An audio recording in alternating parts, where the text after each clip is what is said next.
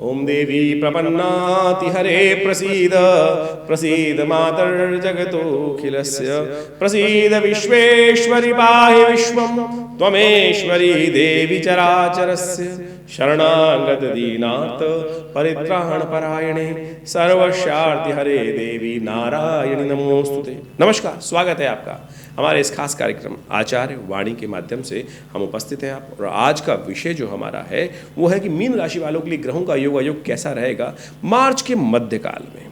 देखिए मीन राशि वालों, आपकी राशि के स्वामी बृहस्पति महाराज हैं और आपकी राशि से बहुत सुंदर स्थान में चल रहे हैं, द्वितीय भाव में।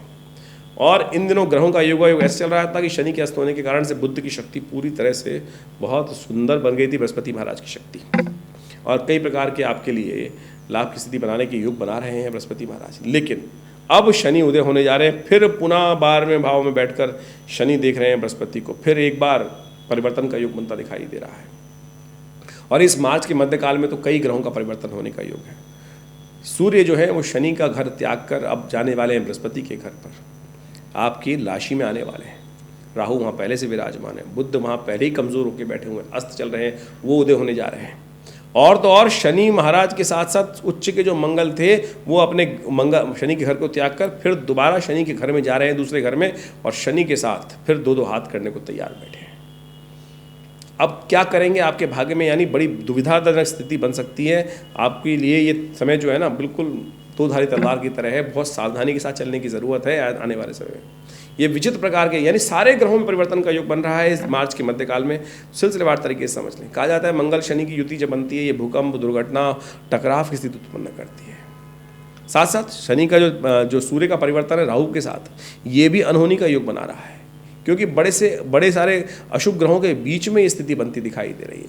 एक तो सूर्य राहु की युति, फिर एक आगे की तरफ विशेष तौर पे तो दूसरे ग्रह हैं, और पीछे की तरफ जो दूसरे ग्रह हैं जो उपस्थित हैं वो भी ऐसे यानी शनि के बीच में फंस गए हैं। ये सब ग्रह शनि मंगल पीछे पीछे आते दिखाई दे रहे हैं। तो इन सब ग्रहों की युति जो है ये क्या कुछ करेगी आपको बहुत सावधानी के साथ समझने की ज़रूरत है। ऐसे में बच्चों के एग्ज़ाम चल रहे हैं, भारत में इलेक्शन होने वाले हैं, और देखिए जो उठापटक की स्थिति है वो विशेष तौर पर दिखाती है कि कहीं ना कहीं कुछ ना कुछ लोग उपद्रवी तत्व जो है वो कहीं ना कष्ट देने के योग बना सकते हैं। तो सावधान होकर समझ लें आपके मनोमस्तिष्क में कैसी रहेगी स्थिति ग्रहों की। 16 मार्च को शनिवार का अवसर, सप्तमी तिथि, और शनि भी होने जा रहे हैं उदय। सूर्य चल रहे थे शनि के, बदल गए हैं, सूर्य महाराज आगे चले गए हैं, शनि को छोड़ गए हैं अकेला। और ये आपके लिए ग्राफ परफेक्ट दिखा रहा है। अपनी चाल में मस्त होकर काम करने का प्रयास करो, बस क्लैश में मत फंसना। ये सिद्धांतिक तौर पे हम आपको समझाने का प्रयास कर रहे हैं। क्लैश से बचे तो बहुत सुंदर उपाय कर लेंगे। शनि को मनाते रहो, शनि आपके लिए अनुकूल रहेंगे, लेकिन बस आपको हर रोज़ भगवान सूर्य को अर्घ्य देना है, इस बात का ध्यान रखते हुए कार्य करना है, तो आपके लिए अच्छा रहेगा। मंगल वहाँ पूरी तरह से बवाल करने को तैयार बैठे हैं, ध्यान रखते हुए कार्य करेंगे तो अच्छा रहेगा। गरीब परित्यक्त स्त्रियों की सेवा करने का प्रयास कीजिए, कुछ ना कुछ साड़ी हो गया, कुछ हो गया, वो जो सेवा करेंगे जितना उतना मेवा प्राप्त होने के योग बनेंगे। दान से लाभ होगा, जितने गरीब लोगों की, जरूरतमंद लोगों की सेवा करोगे उतना ज़्यादा आपको लाभ प्राप्त होगा। दान करने का प्रयास कीजिए, शुभ रहेगा आपके लिए। देखिए बहुत सुंदर योग जो बन रहा है वो आपको समझाया हमने। 17 मार्च को रविवार का अवसर, अष्टमी तिथि है, मिथुन में चंद्रमा का योग बन रहा है सुबह 4:25 पर। ये ग्रहों का योग दिखाता है आपके लिए अच्छी स्थिति, आपके लिए परिवर्तन की स्थिति रहेगी, नए विचारों का उदय होगा। लेकिन इस दिन से हुलाष्टक आरंभ हो रहा है, नज़र से बचते हुए कार्य कीजिएगा। आप जो कार्य करते हैं उसमें कहीं ना कहीं अच्छा कोई कार्य, अरे बड़ा अच्छा काम किया आपने, बस समझ लीजिए आपका अहित कर गया वो। ध्यान रखते हुए कार्य कीजिएगा, अपनी खुशामद में मत फंसिएगा। खुशामद करने वाले लोग कहीं ना कहीं आपके लिए आस्तीन के सांप बन सकते हैं, ध्यान रखते हुए कार्य करने की ज़रूरत है। हमने इस दिन विशेष तौर पर आश्रम पे एक यज्ञ रखा है जिसमें हम हुलाष्टक के अशुभ प्रभावों को दूर करने के लिए कैसे बच सकते हैं उसके लिए एक दिव्य यज्ञ करने जा रहे हैं। भगवान भैरव जी का यज्ञ रविवार का दिन है, और ये भैरव जी का यज्ञ विशेष तौर पर इसीलिए किया जा रहा है कि इसकी भस्म को धारण कर आप समस्त प्रकार के आदि व्याधियों से अपने आप को बचा सकते हैं। ये सुंदर यज्ञ है, इसको लाभ लेते हुए कार्य करने का प्रयास करेंगे तो सुंदर रहेगा। क्योंकि हुलाष्टक के ये 8 दिन जो 25 तारीख तक चलेंगे, जो 17 तारीख से आरंभ होंगे 25 तारीख तक रहेंगे, ये अहित करने वाले दिन होते हैं। तंत्र के दृष्टिकोण से बहुत सारे लोग नुकसान पहुंचाने का कार्य कर सकते हैं। ऐसे में भगवान भैरव जी के रविवार के यज्ञ से ये रविवार के दिन भैरव जी का यज्ञ माना जाता है, भैरव जी का दिन माना जाता है। उनके लिए हमने विशेष यज्ञ रखा है अनिष्टों को दूर करने के लिए, सर्व कष्ट निवारण यज्ञ। उसमें भैरव जी का यज्ञ कराया जाएगा, खीर से भैरव जी को आहुति दी जाएंगी, और पुओं के द्वारा भगवान का यज्ञ पूजन किया जाएगा और साथ साथ दिव्य यज्ञ भस्म को विशेष तौर पर सिद्ध करके बनाया जाएगा। आप भी उस भस्म को धारण कर लीजिएगा, 9 दिन देखिएगा। बिल्कुल इन अष्टक में रक्षा करने का, बच्चों की रक्षा करने के लिए केवल भस्म लगा दीजिए, देखिए अद्भुत होगा। मंत्र इस प्रकार से, ओम ह्रीं बटुकाय आपद उद्धारणाय कुरकुर बटुकाय ह्रीं स्वाहा। भैरव जी साक्षात शिव के अंश हैं और अद्भुत कृपा करने वाले, रक्षा करने वाले हैं, तो ये अवश्य उपाय कर लीजिए, कल्याण के योग बनेंगे। 18 मार्च को सोमवार का अवसर, 9वीं तिथि, चंद्रमा जो परिवर्तन की तरफ गए हैं, ये आपके लिए कहीं ना कहीं शुभ योग बनाते दिखाई दे रहे हैं। मन की दुविधा को त्याग कर आप भगवान शिव का ध्यान करते हुए कार्य करें, शुभ रहेगा आपके लिए। 19 मार्च को मंगलवार का अवसर, दशमी तिथि, ग्रहों का परिवर्तन का योग फिर बन रहा है। चंद्रमा कर्क राशि में जाएंगे और ये आपके लिए अनुकूल स्थिति उत्पन्न करेंगे। चंद्रमा सुग्रही होकर पंचम भाव में ग्रह योग बना रहे हैं, ये आपके लिए ओवरऑल अच्छा है, लेकिन थोड़ा खर्चा का ध्यान रखते हुए कार्य करना है। ये खर्चे थोड़े बढ़ाते दिखाई देंगे आपके लिए, लेकिन आपके प्रभाव का अच्छा योग रहेगा, आपके लिए अहित नहीं होगा। आपको अपनी चाल में मस्त होकर काम करना है, ये आपको ध्यान रखते हुए कार्य करना अच्छा रहेंगे। 20 मार्च को ग्रहों का योग दिखाता है, बुधवार का अवसर, एकादशी, बुधवार का दिन, एकादशी का योग बड़ा सुंदर योग है। और एकादशी भी साधारण नहीं है, फाल्गुन मास के शुक्ल पक्ष की एकादशी को अमल की एकादशी कहा जाता है। और ये आमला एकादशी जो होता है, ये सब प्रकार से आरोग्यता देने वाली होती है। चंद्रमा आगे जाकर थोड़े कमज़ोर हो जाएंगे, आरोग्यता स्वास्थ्य को खराब करने के योग बना सकते हैं। ऐसे में इस दिन भगवान विष्णु का स्तवन करके, पूजन कर आंवला प्रसाद यदि ग्रहण करके, आंवले के पेड़ के नीचे बैठकर यदि आंवला खा लिया जाए तो आरोग्यता का योग बनता है। तो ऐसे छोटे छोटे उपाय हम आपको बताते रहते हैं, डे बाय डे, हर बार किस प्रकार से, दिन पर दिन किस प्रकार से योग कौन से अच्छे हैं, कहाँ आपको सावधान रहना है, इन सब चीज़ों को समझते हुए कार्य करेंगे तो बहुत अच्छा रहेगा। इसके साथ साथ हमारा सुझाव ये है कि अपनी जन्मपत्री को अच्छे से एनालाइज करें और उसके बाद दशाएं कौन चल रही, महादशाएं कौन सी चल रही, ग्रहों की स्थिति इंटरनल तौर पर षडवर्ग में, षोडश वर्ग में किस प्रकार की हैं और कौन से ग्रह अस्त हैं, कौन से ग्रह उदय हैं आपकी राशि के अनुसार से आपके जन्मपत्री के अंदर, तो उन सब का प्रभाव भी बहुत बढ़िया तरीके से एनालाइज, नहीं तो 12 भावों में, 12 राशियों में पूरे विश्व को विभाजित करके ओवरऑल तो समझ में आती है, लेकिन स्थिति हर व्यक्ति की अलग अलग होती है। उसके लिए डीप जन्मपत्री की एनालाइज करने की आवश्यकता होती है।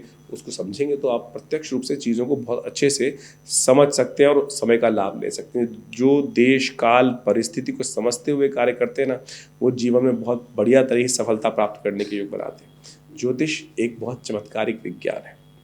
तो ये सिद्धांत जो हमने आपको समझाए हैं, आप इनका अवश्य सहारा लेने का प्रयास करें। हमने ये संस्थान अपना विवेकानंद योगाश्रम, जहाँ हमारा बहुत बड़ा आश्रम है दिल्ली के अंदर, हमारे पिता आचार्य श्री केशव देव जी महाराज के सानिध्य में इस आश्रम की स्थापना 1960 के दशक में की गई और यहाँ विभिन्न पराविद्याओं पर शोध आज भी चलता है। विभिन्न पराविद्याओं पर शोध करने के उपरांत, चाहे ज्योतिष विज्ञान के अंतर्गत, मंत्र विज्ञान के अंतर्गत, यज्ञ विज्ञान के अंतर्गत, योग के अंतर्गत, आयुर्वेद के अंतर्गत, हमने बहुत बड़ा शोध संस्थान यहाँ स्थापित किया है। और आज यहाँ पर एक बहुत बड़ा 100 बेड का आयुष का हॉस्पिटल, योग, प्राकृतिक चिकित्सा, आयुर्वेद, मंत्र विज्ञान, यज्ञ विज्ञान, इन सब को मिश्रित कर एक्यूप्रेशर, एक्यूपंक्चर, जितनी भी भारतीय पराविद्याएं हैं, योग, चिकित्सा विज्ञान है, उन सब का एक शोध संस्थान यहाँ स्थापित करने का प्रयास किया है। ज्योतिष विज्ञान के माध्यम से कैसे आप अपने ग्रहों को समझ सकते हैं, इसके ऊपर भी वर्षों से विभिन्न शोध कार्य चलते हैं। और आपको जान के आश्चर्य होगा, भारतीय संस्कृति यज्ञ प्रधान संस्कृति है।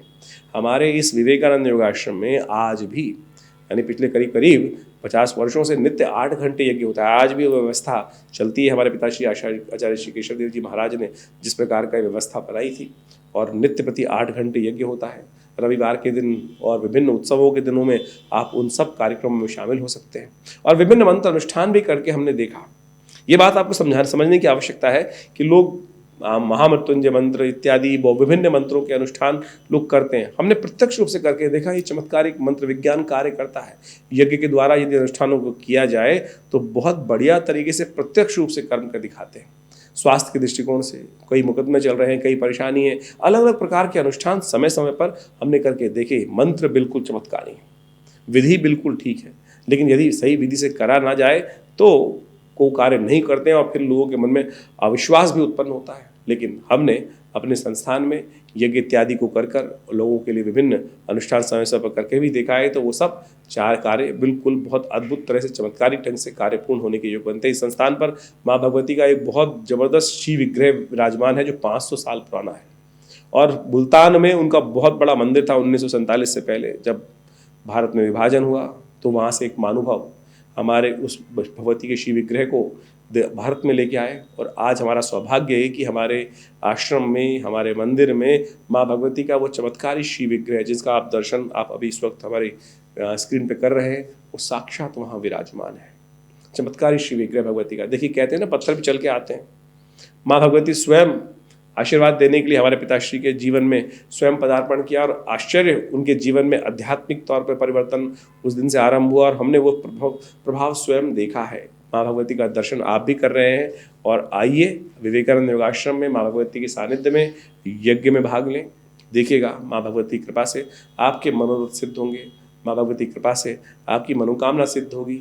जिन्होंने भी माँ भगवती का दर्शन कर उनके सानिध्य में यज्ञ किया, पूजा की, पाठ किया है, हमने देखा है कि बहुत लंबे समय से अनुभव है हमारा, एक नहीं, दो नहीं, हजारों सैकड़ों लोगों के मनोकामना पूर्ण हुई हैं। आपकी भी मनोकामना पूर्ण होंगी। आश्रम में बहुत सारी गतिविधि चलती हैं, नित्य प्रति, जैसा हमने कहा 8 घंटे यज्ञ चलता है, रुद्राभिषेक चलता है, विभिन्न प्रकार के अनुष्ठान चलते हैं, हॉस्पिटल का एक संस्थान है, गौशाला है, और विभिन्न सेवा कार्य समय समय पर किए जा रहे हैं। उन सबका हम आप सबके समक्ष समय समय पर उन सब चीज़ों के बारे में बताते भी रहते हैं। तो आशा है आप हमारे इस संस्थान में आएंगे। हमारा विवेकानंद योगाश्रम दिल्ली में जमुना पार में स्थित है, और हमारी वेबसाइट्स बहुत सारी हैं, vivekanandnichecure.com, acharyavikramanand.com, इन सब वेबसाइट्स पे आप जाके विजिट कर सकते हैं। और साथ साथ यदि आपको अपनी कोई निजी समस्या का विचार करना है, तो उसके लिए भी हमारे फ़ोन नंबर्स आपकी स्क्रीन पर चल रहे हैं, उन पर आप संपर्क साध कर आश्रम पे आकर मिल सकते हैं। धन्यवाद, नमस्कार।